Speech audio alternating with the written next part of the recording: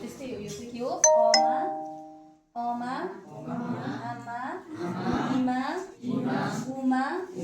एमा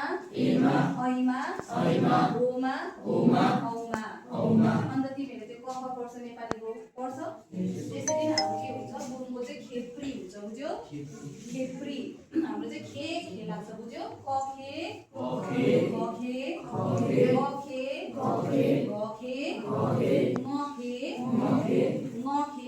खे चखे छखे जखे झखे टखे ठखे डखे ढखे वखे सखे खखे डखे ढके नखे पखे बखे मखे यखे